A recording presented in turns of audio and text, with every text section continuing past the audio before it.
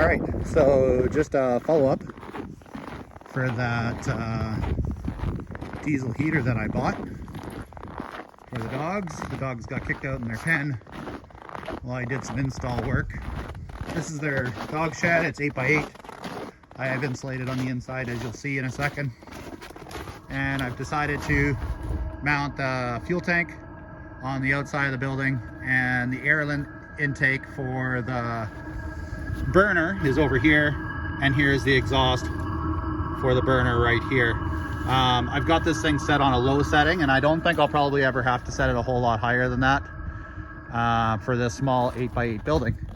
The walls are insulated, the floor is not. So let's go take a look and see how it's doing in here. Oh yeah, it's pretty warm in here. So I've had a heat lamp in here for this winter, and it's fine, except that the extension cords I have to run are pretty long.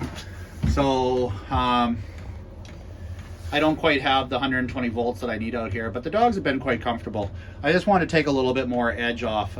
It's not super cold today. It's only about -8 degrees Celsius out, which whatever is maybe an average winter day. We get a lot colder than that at night though. I think tonight is supposed to be -20. So I'm gonna come out here and see how it's working. But I'll just show you what I've done here. I'm just using my camping battery pack that I have right here to power the unit. And I've got my fuel pump mounted back here, and the lines going through the back of the building over to the fuel tank. This is on setting 1 right now, so you can hear the pulse, and then you can probably hear this fan running up here. I had to prime the fuel probably 5 or 6 times, shutting the unit on and off. I mounted the control unit over here, and I don't have the time set properly or anything like that, but how would you know? You don't know what time it is. And I have it on setting 1, and I had it to shut off at 10 degrees Celsius. What I can do is I can go through here, and I'll show you what 8 is like.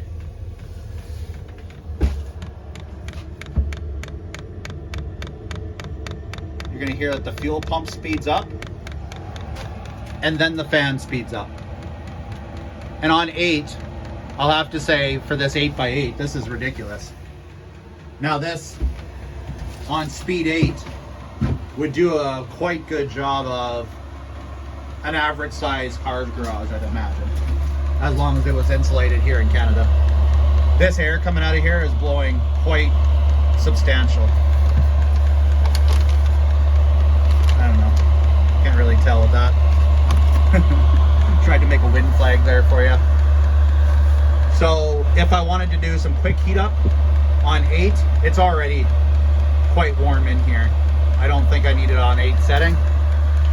And I like the idea that I'm using less fuel down on 1.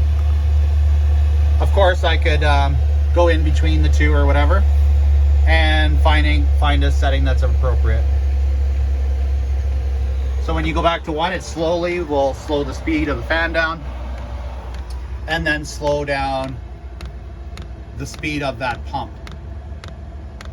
I already know it's not going to use much fuel, definitely on setting 1. I watched it prime, and on the highest setting, this fuel, every time it pulses, was maybe moving like that far. So it's moving about 1/8 of that every single time that thing ticks. So that 10-liter fuel container outside should last for some good time.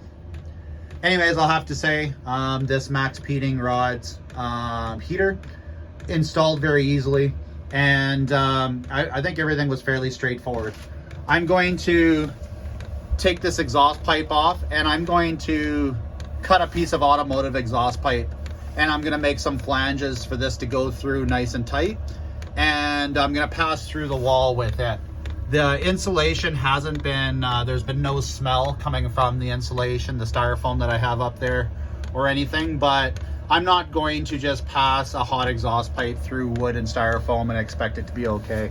So this thing's gonna get shut down for the night while I do the finishing touches on the exhaust. I just wanted to make sure that it worked well. The wiring harness and everything clips together really nice, is actually some pretty decent quality. So this thing, I think this is a thumbs up for me.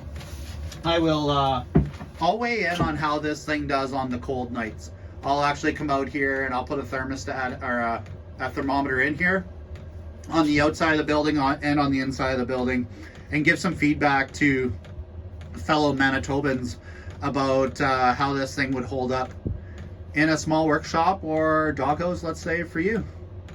Thanks for watching.